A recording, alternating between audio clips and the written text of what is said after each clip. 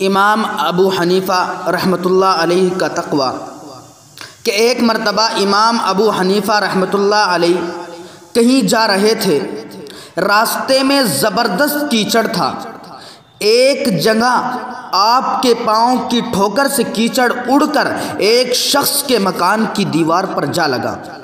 یہ دیکھ کر حضرت بہت پریشان ہو گئے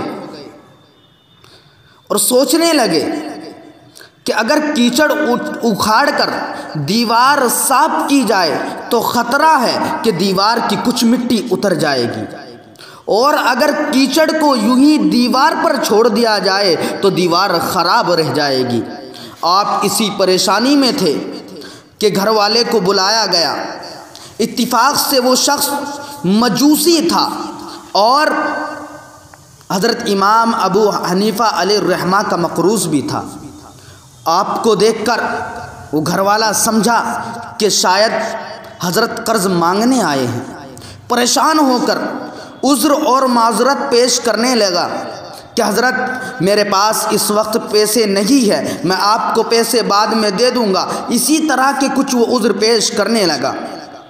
حضرت امام ابو حنیفہ علیہ الرحمہ نے فرمایا کہ قرض کی بات چھوڑو، میں آپ سے قرض مانگنے نہیں آیا ہوں، بلکہ میں تو اس وقت اس فکر و پریشانی میں ہوں کہ تمہاری دیوار کو کیسے صاف کروں۔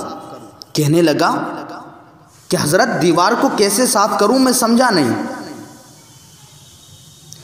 کہ میں راستے میں آ رہا تھا اور دیکھیے اس راستے میں یہ کیچڑ زبردست جو زمین کے اندر کیچڑ ہو رہا ہے، میرے پیر کی وجہ سے کیچڑ اچھلا اور آپ کی دیوار پر جا گرا۔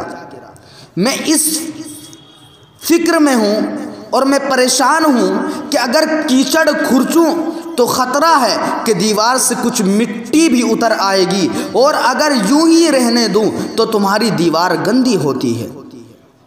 یہ بات سن کر وہ مجوسی بے ساختہ کہنے لگا، حضور دیوار کو بعد میں صاف کیجئے گا، پہلے مجھے کلمہ طیبہ پڑھا کر میرا دل صاف کر دے۔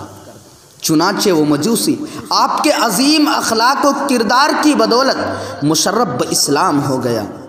میرے محترم دوستو، آج ہم اپنے گریبان میں جھانک کر اندازہ لگا سکتے ہیں کہ ہم غیر کے نہیں بلکہ اپنوں ہی کے ساتھ کن اخلاق سے پیش آتے ہیں۔